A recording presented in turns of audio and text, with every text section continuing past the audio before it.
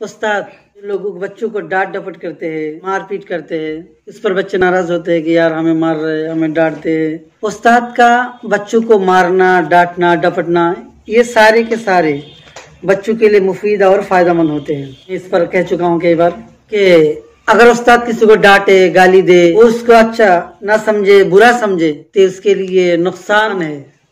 किसी उस्ताद का, किसी मुरब्बी का, किसी बुजुर्ग का, किसी पीर का बच्चों को डांटना, धमकी देना, गाली देना ये बच्चों के लिए मुफीद होता है, मुरीद के लिए अच्छा होता है, तल्ब इल्म के लिए फायदेमंद होता है। इसलिए कि आज जितने भी दुनिया में बड़े बड़े लोग आपको नजर आएंगे, सारे बड़े लोगों के बीच यकीनन कोई ना कोई बुजुर्ग उनके पीछे थे जिन्होंने उनको डांटा, धमकी दी, मारपीट किए, फिर जाके आज वो बड़े हुए। किसी भी लाइन में आप जाओ यही तरीका है इंसान के बड़े बनने के पीछे। किसी मुरब्बी, किसी पीर, किसी बुजुर्ग, किसी टीचर की जरूरत पड़ती है। हजरत मौलाना अब्दुल गनी फूलपुरी रहमतुल्लाह अलैह एक बहुत बड़े बुजुर्ग थे। उनके बारे में हजरत मौलाना हकीम अख्तर साहब रहमतुल्लाह अलैह, जो पाकिस्तान में पूरी जिंदगी उन्होंने गुजारी, फरमाया करते थे कि हम लोग जब हजरत अब्दुल गनी फूलपुरी रहमतुल्लाह अलैह के पास उनके खानका में रहते थे, उनकी खिदमत करते थे, तो हमें हमेशा डांटते थे, गाली देते थे, बुरा लगता था। मर्तबा पूछने की हिम्मत करता था, इतनी डांट क्यों पिलाते हैं आप? हालांकि हकीम अख्तर साहब रहमतुल्लाह अलैह फरमाते हैं कि कई मर्तबा में हजरत रहमतुल्लाह अलैह की वजह से उनको खुश करने के लिए दूर से पानी लेने जाता था। हजरत अब्दुल गनी रहमतुल्लाह अलैह जहाँ पे उनका खानका था, उस खानका के पास एक कुआं था। उस कुआं से मुसलमान और हिंदू सब लोग पानी पीते थे, सब लोग पानी लेते थे। ये हजरत फुलपुरी रहमतुल्लाह अलैह का अच्छा नहीं लगता था कि यार इस कुआं से हिंदू भी पानी पीते हैं, मुसलमान भी पानी पीते थे, तो जिसकी वजह से उनकी तबीयत को अच्छी नहीं लगती, उनके मिजाज के खिलाफ था। अगर से वो जायज़ है पानी पीना, जिस कुआं में या जिस नल के अंदर कोई हिंदू पानी पिए उसमें मुसलमान भी पी सकते हैं, लेकिन हजरत अब्दुल गनी फुलपुरी रहमतुल्लाह अलैह को अच्छा नहीं लगता था, जिसकी वजह से वो पीना पसंद नहीं करते थे। तो हजरत हकीम साहब रहमतुल्लाह अलैह थोड़ा दूर से लोटा के अंदर पानी ले आते थे हजरत फुलपुरी रहमतुल्लाह अलैह के लिए, हजरत आप ये पानी इस्तेमाल कीजिए। तो इस तरह हजरत की खिदमत करते थे हजरत हकीम अख्तर साहब रहमतुल्लाह अलैह। इधर फुलपुरी रहमतुल्लाह अलैह के खानका के अंदर बड़े बड़े लोग आते थे, दूर दराज से लोग आते थे। जो भी आता था उनको बिरयानी, रोटी और गोश्त और मुर्गी वगैरह ठीक से खिलाते थे। तो हकीम अख्तर साहब ने एक मरतबा हिम्मत करके पूछ लिया कि हजरत हम लोग यहाँ सालों साल से आपके पास रहते हैं, आप हमें हमेशा डांट डपट करते हैं, हमें गाली देते हैं, और लोग बाहर से आते हैं एक दिन 2 दिन के लिए, उनको मुर्गी खिलाते हैं, गोश्त खिलाते हैं, अच्छी बिरयानी खिलाते हैं, हमें डांट पिलाते हैं, ऐसा क्यों? तो हजरत फुलपुरी रहमतुल्लाह अलैह ने हकीम अख्तर साहब रहमतुल्लाह अलैह को फरमाया, वह ऐसा करो, हकीम अख्तर को गोश्त खिलाओ, मुर्गा खिलाओ और खानका से निकाल दो। ये बात बोलते ही हकीम अख्तर रहमतुल्लाह अलैह ने फरमाया, हजरत नहीं, मत निकालिए, रहने दीजिए हजरत, और कुछ नहीं बोलना, मुझे तो सिर्फ जानना था। बोले भाई लोग आते हैं दूर दूर से, उनको हम रोटी खिलाते हैं, गोश्त खिलाते हैं, मुर्गा खिलाते हैं, बिरयानी खिलाते हैं, खा के चले जाते हैं। उन मुर्गा खाने वालों का नाम कोई नहीं जानते हैं और कोई जानेगा भी नहीं, और तुमको यहाँ पे बैठा बैठा के डांट पिलाता हूँ, धमकी देता हूँ, तुम्हारी खैर के लिए, तुम्हारी भलाई के लिए। इंशाअल्लाह एक वक्त आएगा तुम चमक जाओगे, दुनिया तुमको जानेगी कि हाँ यार हकीम अख्तर नाम का कोई आदमी था। इसलिए तुम क्या चाहते हो? मुर्गा खाना चाहते हो या मशहूर होना चाहते हो, लोगों के काम में आना चाहते हो, लोगों की खिदमत करना चाहते हो?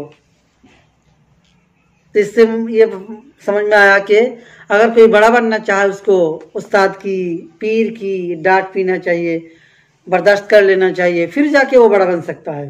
समझ गए जनाब? ऐसा ही एक मरतबा का वाक़या है, अभी कह रहा था मैं, लैला मजनू का वाक़या। लैला लड़की थी, लैला का कुछ नाम और था लेकिन बहुत काली थी, जिसकी वजह से लोग उसको लैला लैला बोलते थे। और मजनू वो लड़का था, उसका नाम भी कुछ और था, लेकिन वो लैला लड़की की वजह से दीवाना हो चुका था, जिसकी वजह से लोग उसका नाम भूल गए और उसको मजनू मजनू बोलना शुरू कर दिया। तो एक मरतबा लैला जो लड़की थी वो लोगों को मिठाई तकसीम कर रहा था, लोगों को मिठाई खिला रहा था, सबको मिठाई दे रहा, लाइन लगी हुई थी। तो मजनू जो लड़का था लैला का आशिक वो भी लाइन में लगा हुआ था। तो सबको मिठाई दिया। जब मजनू आया लैला ने मजनू को धक्का मार के निकाल दिया, चल यहाँ से हट जा, तूने मुझे बदनाम किया है, तू मुझसे प्यार करता है, सारी दुनिया को बदनाम कर दिया, दुनिया के सामने मुझे बदनाम कर दिया, लोगों के सामने मैं निकल नहीं सकता हूँ। शर्मिंदगी होती है कि नहीं, बुरा लगता है कि यार इस लड़की से वो लड़का प्यार करता है, मुझे तुमने बदनाम कर दिया, तुझे मिठाई नहीं मिलेगी, धक्का देके निकाल दिया। अब वहां पे जो बाकी लोग थे उन्होंने कहा, देखा तुम मुझसे प्यार करते, उसको चाहते हो, तुमको कितने बेइज्जत किया उसने। कहा कि हाँ इसलिए तो हम उसको प्यार करते हैं। बोले किस लिए? बोले तुम लोगों को मिठाई मिला और मुझे लैला का हाथ मिला, हाथ से मुझे धक्का देकर निकाल दिया, हाथ मुझसे टच हुआ, खुश हो गया वो। तो मिठाई लिया, मैंने धक्का लिया, हाथ लिया, तो मजा किसको ज्यादा आया, किसको अच्छा लगा? मुझे अच्छा ज्यादा लगा, इसलिए तो मैं लाइन में लगा था, इसलिए मैं तो उसको चाहता हूं। देखा, तो मकसद वो धक्का लिया फिर भी उसको अच्छा लगा। उसके धक्का से अगर वो नाराज हो जाता मजनू तो प्यार आ गया और चलता, खत्म हो जाता। लेकिन वो सच्चा आशिक था जिसकी वजह से उसको चाहता था, धक्का मुक्का कुछ भी हो उसी को चाहता है।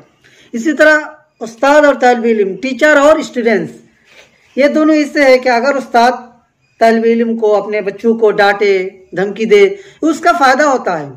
और अगर ये समझ लेना अगर किसी बच्चे को कुछ नहीं कह रहे इसका मतलब उस बच्चे की लाइफ खराब होने वाली है।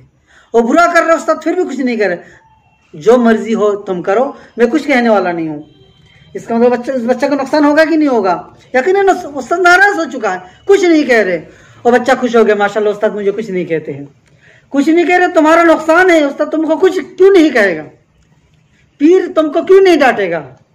पीर है तो डांटना पड़ेगा, तुम्हारी गलती है कमजोरी तुमको डांट के तुम्हारी सुधार करे, तुमको सीधा करे, फिर जाकर तुम भी एक वक्त आएगा चमक जाओगे। ठीक है, जैसे कि इसके लिए मैं और एक ऐसी अच्छी मिसाल देता हूँ कि कई मरतबा ये भी आपके सामने मैंने बयान किया। लोहा है, लोहा जब वो दा की शक्ल में होता है या किसी हथियार की शक्ल में होता है और वो कहीं पे पड़ा जंग लग जाते उसके अंदर, तो किसी काम का नहीं होता है, लेकिन उससे काम करना चाहते हो, उसको चमकाना चाहते हो, उस लोहा से लोगों को फायदा पहुंचाना चाहते हो, तो उसको क्या करना पड़ेगा? लोहा अगर चाहे मुझसे लोगों को फायदा हो तो क्या करना होगा?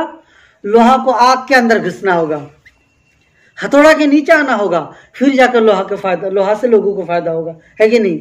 लोहा को आग में जलाएगा, फिर उसके अंदर जितने जंग है सारे जंग हथौड़ा मार मार के पीट के उसको खत्म करेगा, फिर जाके वो लोहा चमकदार लोहा बनेगा, उससे लोग फायदा उठाएंगे, बच्चे से दूर रखेंगे, दुश्मनों से दूर रखेंगे, मिट्टी से अलग रखेंगे, और लोग उसको ऊपर अच्छी जगह पे हिफाजत से रखेंगे। क्यों? बोले इस लोहा ने अपनी सख्ती परेशानियां बर्दाश्त की, आग के अंदर घुसा है, पानी के अंदर गया है, हथौड़ा का मार खाया है, फिर जाके वो आज चमक रहा है। समझ गया? तो लोहा ने जब मार नहीं खाया था तब उसको कोई भी हाथ लगाता था, कहीं भी पड़ा रहता था।